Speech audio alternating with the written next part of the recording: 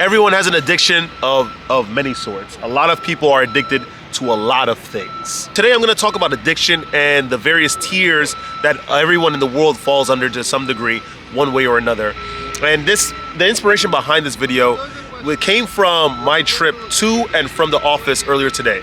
So let's talk about it, guys, because it's very, very interesting. Of course, this keeps going towards my rhetoric on most of the world being heathen, most of the world being fallen, most of the world having addictions of sort because they don't want to face life directly. Like, comment, subscribe. Let's get into it right now. Today, I saw, this is going to tie into the tier 1, by the way. Today, I saw a woman in her car that was kind of messy, right? It had no order in it. She was smoking, she was vaping, because I guess that's a verb now. It's so bad that I think that you could type it in on the Note app on your phone, and you won't get like a red underline, a squiggly underline underneath it, signifying that it's the wrong word. It's actually a verb now. You see, our world has become so degenerate that we have all these silly slangs and colloquials that are entering the English lexicon. It's nuts. Anyway, yeah, she was vaping, and I was like, it's early in the morning. I was trying to get to work for 8:30.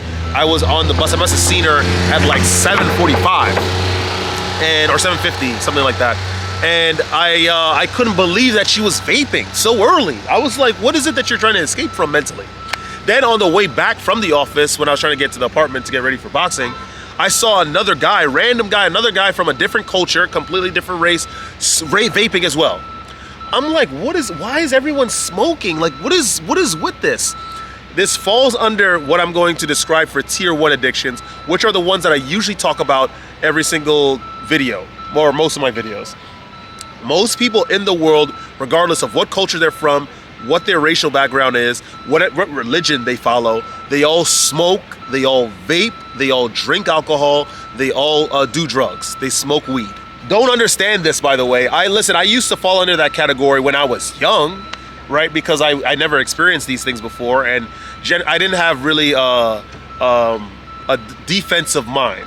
And so I fell into these things for experimental purposes. I never really got addicted to any of these things. I just saw them as a way to enhance the mind and sort of think farther, right? And think much more grander. And now, of course, I'm on senior attention. I don't need any other drug. I don't need any other aid in life to help me think further. I just have to retain, and I'm just gonna start thinking. I haven't had a creative block in a very long time. So I just don't have any impulse to do drugs anymore. It's just harmful for the body. And I don't think that what I'm going to start thinking about is worth the bad smell, the destruction and the degeneration of my mind and body. I'm good. I'm good. Everyone does this. Everyone smokes weed. Everyone does all of these tier 1 activities. And it's to avoid dealing directly with life. You see, life comes with a whole, as we all know, because we're all in it. If you're watching this video, I'm sure that you are in the 3rd dimension and you're living life. You have a respiratory system that works overtime. You have a cardiovascular system that doesn't work overtime, hopefully, because you gotta sleep and have it recuperate. But in life, there's going to be a whole plethora of issues. Sometimes you're going to get stressed out. Sometimes you're gonna have to deal with some issues head on. Sometimes there are things that are gonna happen to you that's gonna shake you up and then make you stressed out. If you succumb to drugs every time that you feel a little stressed out or a little, wary, then you're sort of evading what life is, generally. You're not really developing willpower to go through life the real way. You're just coping. At my job, at the Georgian restaurant, because the Georgians smoke a lot. We don't understand. By the way, I think the general life expectancy for Georgians, if I'm not mistaken, is like 73 years old to 75, which is not very good, by the way. And it's due to a whole lot of factors, but these guys smoke a lot. All the Georgians I know, they all smoke cigarettes. That's to get back to describing the tier 1 activities. At work, all of these guys are always taking smoke breaks. It's busy on Friday nights, Saturday nights. They all have to leave every like 15, 20 minutes to go outside to have a cigarette. I don't understand it. It's so bad that there's like these 2 other Americans that work with me at the restaurant that have also taken on those activities.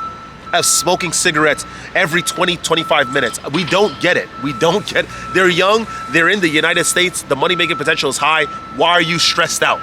Why are you smoking cigarettes? I don't get it. I truly don't. Of course, what I do, I don't really get stressed out at all at work. I really don't. No matter how busy my section is, no matter how stressful the customers are, I really don't, because I understand.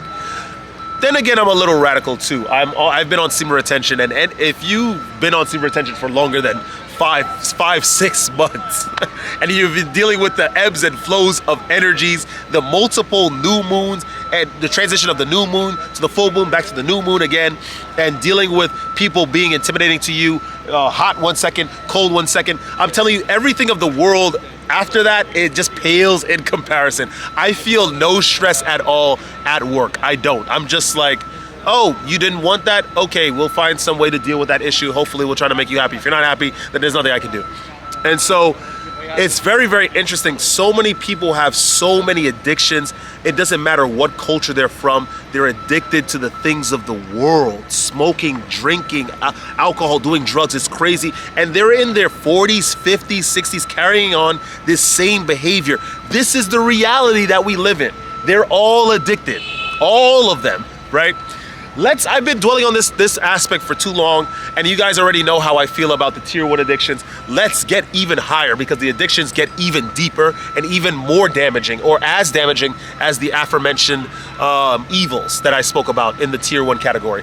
Tier 2, social media, internet, adult film content addiction. I understand that in life right now, there's a difference on how men and women communicate, right? Most of us, I think most relationships, most dates that are planned happen through social media. Through social media, yeah, that's correct, and through dating apps, right? No one really speaks to anyone in the street anymore, because it's just, I don't know, people are more anxious nowadays. There are more activities that people get into that change the way that dopamine flows and endorphins flow in their brains and in their bodies. And so they feel a huge resistance towards going up to people as well. And I don't understand that whatsoever at all.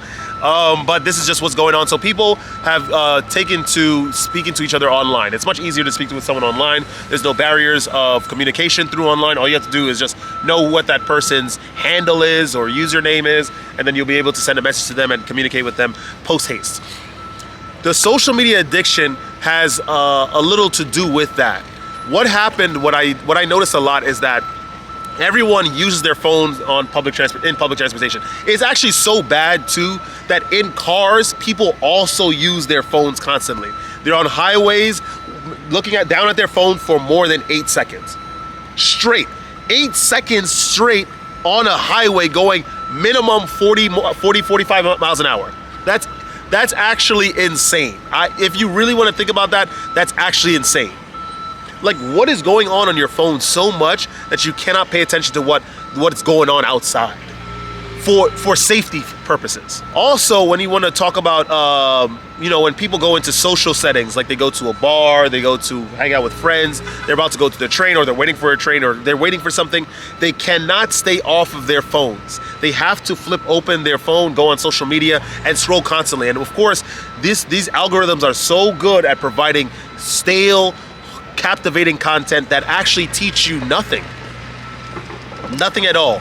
What it does is that it slowly programs and conditions your subconscious mind into taking on a lot of doctrines and maxims that the people that are these content creators, who are all following one person, that are all like espousing one thing, one rhetoric, one way of living, right? But it's just multiple content creators spreading it amongst their various demographics of audiences.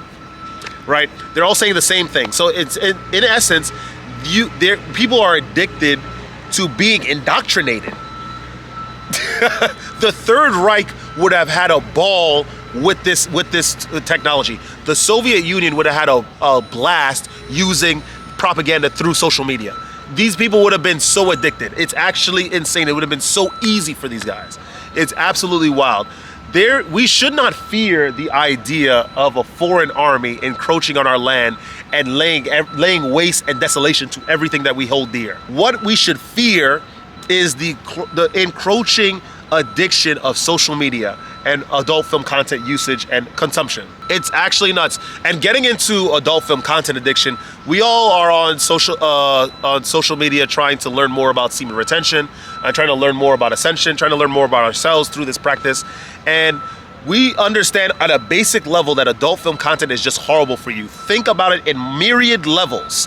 First level, it is 4K high quality content where we have not AI characters yet, but we have actors and actresses that are being paid by a studio to shoot this content, and they do what they do for however long in 4K, and it's distributed in the internet for free. Just think about that. Netflix isn't free. I want to see the latest season of Black Mirror. I have not seen it yet because I've been dragging my feet with paying for Netflix because I have HBO Max and I rarely use the TV anyway. I'm always outside doing something. But I want to see Black Mirror. I have to pay for that. I want to go see Backrooms again, right? Because that was a really good movie, by the way. You guys should see it. I want to see it in cinema. You have to pay $15.99, $22.99. I want to go see a show in Shakespeare in the Park. You have to pay for a ticket for that. When you want to see 4K adult film content, you do not pay anything for it. You just go on Google and you find it. That should be red flag number one. It should be as huge as any flag ever. I'm telling you. Number two, remember, first of all, when you have much more of an understanding of anatomy and biology and human anatomy, you understand that a lot of the processes in the body, the various systems in the body, all of it expends a huge amount of energy to produce semen. Every time you breathe in air, you drink water, you eat food, the metabolic process not only divides energy throughout your body, but it divides energy for your semen in order to reproduce. That is the function, the biological imperative for your seed. Not recreational use, it is for reproduction. And by watching something that's 4K on your high-speed internet services for free constantly and expending that energy and getting nothing in return, right? And you guys don't see anything wrong with that there's no such thing as an addiction. You deny. Then the problem is you. I'm telling you, you cannot be saved. You cannot be saved. Think about adult film content like that, and then you'll understand that the addictions that are happening not only is due to a mass conditioning by secret societies and groups, various groups everywhere, but it's definitely leading to the weakening of our nation, of nations all around. Poland is actually rising in adult film content usage. Russia is actually rising in adult film content usage. Colombia and various countries in South America, amongst males, by the way. Look this up. Sombra del Piso is not telling any untruths. Anyway, we just spoke, we went a little bit in depth with the social media addiction, adult film content addiction. Let's get to tier 3 addictions, right? Being hooked to a friend group in order to avoid the reality of the stillness of being alone. That is an addiction, and most of the world is captivated by it. Most people don't really care about what their friends are into. They can't repeat anything that their friends said to them days ago. Why? Because most people are very solipsistic. This is the truth. Most people are very, very into themselves, and they haven't gone past that level of existence in order to fully understand and grasp what someone else is feeling and saying completely without encumbrances. And so most people just are hanging around other people in order to avoid being alone. They don't want to go to restaurants by themselves. They don't want to be looked at as weird, which is just the mind reflecting their insecurities upon itself. Life is a mirror. Everything is a mirror. Seriously. If you look deep enough, you will see your aspects of yourself in everything. People don't want to go to the movies by themselves because they just don't do that. They always go with someone else, right? People follow religious doctrine that they have no idea, no research of, because they want to join a group. They want to feel connected to a community. They don't actually want to look at the tenets of that religion that they're blindly following because they are afraid of being alone. Most people especially here in New York and a lot of cities that you see all over the world, Paris especially, they're heathen in France. These guys go on mass hookups, right, with other people because they are not only afraid of being by themselves, but they have something to prove. The idea of masculinity in the world was always about at its base, expending your vital energy, chasing women that you're not going to plan anything long term with, and then bragging about it to your friends over alcohol that also destroys your body. That your friends will forget in a week. This is masculinity in the world. This is how they express themselves, and people, they take pride in this. Now, of course, everything has been inverted. What they spoke about in the New Testament about the Book of Revelation, about things changing. There will come a time. What Jesus said was saying, there will come a time when people harden their hearts because the world is just dark. It's just shadowy. It's just this mistrusting. We had in the Old Testament with the book of Daniel, Isaiah speaking about similar things. Everything is inverted now, and so most women are doing the same thing in many cities, doing mass hookups. We got a helicopter. Give me 1 second, guys. Most women in modern cities are doing the same thing. I don't want to tell you. I'm going to tell you a story. Guys, tune in with Someone of Peace. I'm going to tell you a story. It was going to give you perspective on the entire thing. There's a lot of people I've been speaking to from Georgia, for example, because I like to go to Georgian restaurants and try them out because I like Georgian food. I'm a big fan. Excuse me, I like the kinkali, the ajaruli, the kachapuri, because it's either the imeruli or the ajaruli, whichever. I just like going to Georgian restaurants. A lot of the people that I end up speaking to, because we end up talking because they're surprised that an American is going in their restaurant and ordering food using the Kartvelian tongue. They think it's kind of strange. I say Georgia is not some society like Wakanda. It exists in the third dimension. Everyone could learn about the Georgian culture that it's not Georgian. Well, it's a big surprise. Welcome to the reality, third dimension. So I'm like trying to find out what's going on with them. Like, how do you like the United States? Because most of them come directly from the country. They're not born here. And so a lot of them say the same thing. They're happy that they are free from the constraints of the traditions of Georgia, and they could go out and try different people, try different races to sleep with. This is one main thing that I hear from a lot of them, which is absolutely insane. They are excited to break. By the way, Georgia, Sakartvelo, is an Orthodox Christian country, which, by the way, talks a lot about not necessarily being chaste, but definitely not hooking up.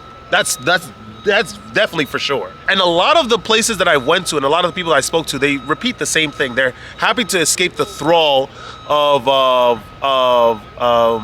the control of tradition, the tyranny of the Orthodox Christianity, and they're expressing their sexuality. This is very, very interesting. Most people are addicted to pleasure. It's absolutely insane. And that's going to go to my next point, tier 4, because I've dwelled on this for too long. This is going to be the final tier, and then of course, if there's any other things that you guys want me to talk about in regard to addiction of various levels, put in the comment section. I'm going to talk about it. Tier 4, pleasure. Everyone is addicted to pleasure of some sort, which is why semen retention is the ultimate practice for abstention from pleasure. No one will understand it. No one in the modern world will ever understand this at all. I will still preach about semen retention, but it's not a surprise that everyone lives in pleasure. When people are feeling stressed out, the pressure of life that is only natural, and they go outside and smoke a cigarette, the nicotine enters their bloodstream. There is a temporary catharsis that is pleasure, release. When people seek hookups constantly, sex, hookups constantly, they are feeling pressure until they get to sex, until they reach the orgasm, and then there's a catharsis, there's a release, a temporary break from the pressures of life, an addiction to the release. That is addiction to pleasure. When people go out and spend exorbitant amounts of money on food just to keep up with the Joneses, right? And also they like to eat. They eat first a huge first course, huge second course, huge third course, and they have a lot of dessert.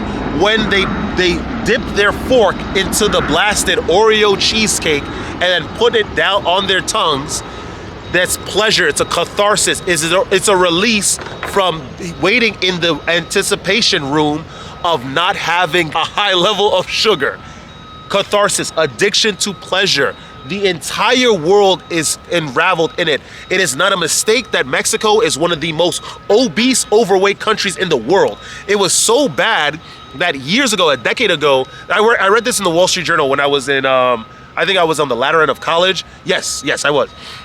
Where it was so bad they had to put a levy on soft drinks, on importing soft drinks to the country, because it was so bad. Mexico, these guys would just be drinking soft drinks, sodas up the wazoo. In the Georgian culture, we're going to talk about the Georgian culture because I know that a lot, very, very well now. They love the nataktari. The nataktari is like some sort of sugary drink, all artificial sweeteners in there. It is no mistake that these guys generally live up to 73, 75 years old.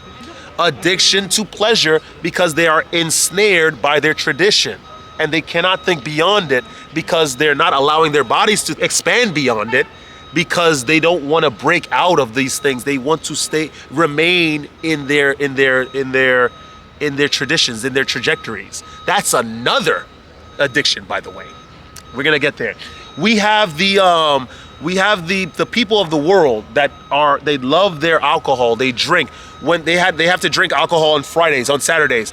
It's due to a catharsis. They are seeking a catharsis from the pressures of life, which is work, which befalls all souls. We all must contribute to a hard day's work, a hard week's work. This is only natural. If you do not want to do that, then you need to have some sort of discipline so you can build up the creative energy in the body to create a business, to break free of the 9 to 5 work week. If you cannot do that, then you cannot get angry at what will naturally occur as a byproduct of your direct or indirect decisions. This is only natural. It's absolutely insane.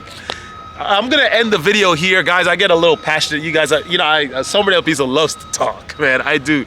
It's because this video. I really wanted to talk about it for a really long time.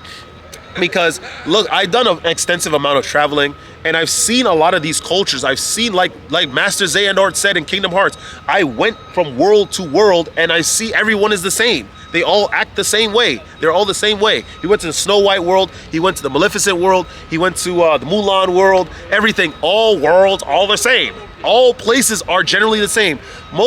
You'll find more beautiful women in one part of the world to another. You'll find more chaste people in one part of the world versus another. You'll find much more athletic people in one part of the world versus another. I was talking to someone from Colombia, which spoke about, yes, there was this girl from the Georgian restaurant. She said her boyfriend was from Georgia, and she was talking about how in Latin America, working out is just part of the culture there, which is true, by the way. In Colombia, you seldom see people that are overweight. But in Colombia, these guys like to hook up generally without any consequence, without any responsibilities. The single mother rate in Colombia is very, very high. By the way, a Christian society. No one's reading the Bible, they just go to church for fun. This is what I'm saying, guys. They're all addicted, they're all ensnared. I'm gonna end it here, guys. I love you all. I hope you guys enjoy that kind of content. If you did, like, comment, subscribe, share the video with some peers. Don't ever let this place get you down. You ultimately, to evade being influenced by the people of the world, which know nothing. They all follow tradition blindly. They know nothing, really. They truly know nothing. You need to do a deep dive into everything that you consume, everything that your body comes in contact with. The temple referred to in the Bible is not necessarily something literal. It is to some degree, but it's not an actual temple. The temple is your body. Take care of your body. Your body is the most powerful thing. It's the only thing that you have true control over on this world. Make sure you're exercising. Make sure you don't have sex constantly because it affects your endocrine system and your reproductive system. Do not drink sugary drinks because it will give you diabetes. It will affect your circulatory system. You need to understand yourself very, very clearly. Do not fall into traditions just because everyone is addicted to it and is afraid of being alone from following the truths of the body that the body tells the soul constantly. Keep going. Try to discover new things. Find knowledge, always seek new knowledge. and stay radiant. Guys, I love you all. Again, I'll see you guys in the next video. Woo!